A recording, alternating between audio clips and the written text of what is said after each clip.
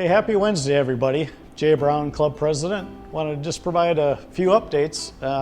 I'll start with the weather. You'll notice I'm inside today because it's a balmy 115 degrees outside again today. We're kind of expecting that again tomorrow. So the weather has been pretty relentless here for those that have been here all summer. But just a few updates. We'll start with EPCOR and the various water issues. First of all, the standpipe case, if you remember, the people up in the Rio Verde foothills were looking for a source for water, and we were concerned of how that might impact Rio Verde and our water supply. We still don't have all those answers, but what we know is that the governor has essentially forced Scottsdale to continue to provide water to people up in the foothills, and now it's up to the commission to decide which proposal from EPCOR they will accept to provide that more long-term solution, which still could include water from our aquifers, but we don't know that yet. So a little bit more work to be done there. The second piece is the rate case, and that's the really long process that has played out for the last 6 or 8 months to determine how much we'll pay for water, both for the country club and those of us that live in the community. The rate case is now wrapped up. There's a lot of testimony over the course of the summer, and the appropriate parties are now filing their final briefs, and the commission will come back with some sort of approved rate. We think it'll be reasonable, maybe even a little favorable when it comes to the effluent that we use on the course, but still to be determined. I do want to have a special shout out to Bill Lewis. Bill has spent countless hours on the rate case on behalf of the club in so many different ways. If you see Bill, be sure you thank him for all his work.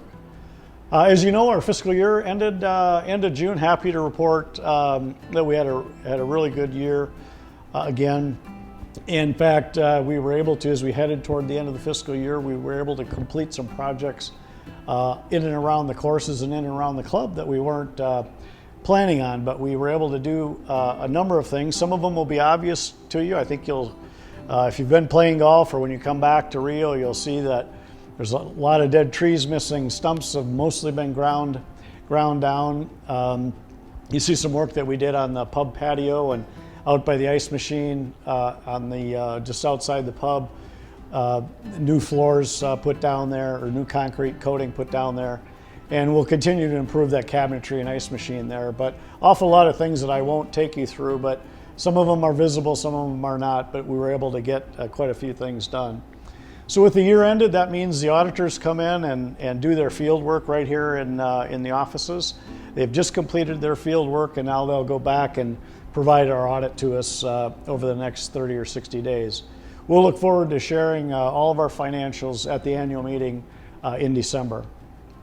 Speaking of the weather, I do want to provide a shout out to the agronomy team.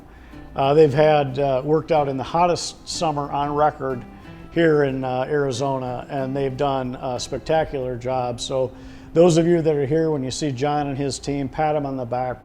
I was just talking to a couple of guys that came off of quail this morning, and they said it's never looked better, both the fairways and the greens. So that's really, really good to hear. I walked the course quail the last couple of days, and I've never seen so much grass this time of year. So hats off to John and the team.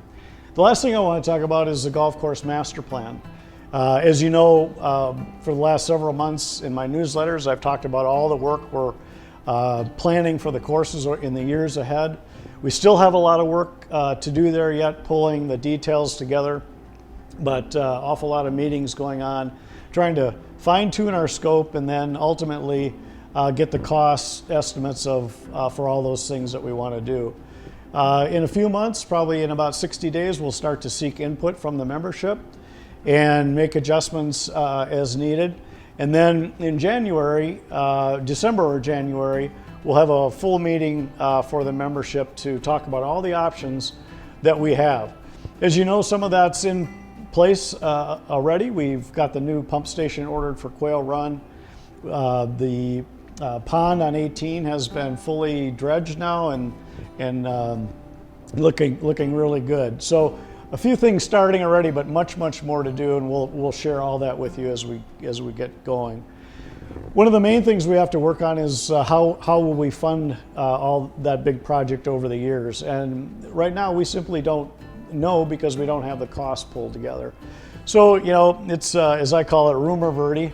Lots of talk about assessments and dues and capital fees and all that. Honestly, we don't know, but we're certainly going to work hard to make that workable for everybody. We'll be very transparent about it.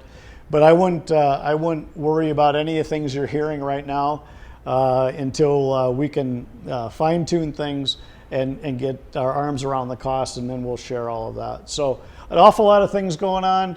It's exciting for me to be back in Rio Verde. I've been gone for about 60 days and glad to be back here in Rio as always. So look forward to seeing you around the clubhouse. Have a great day.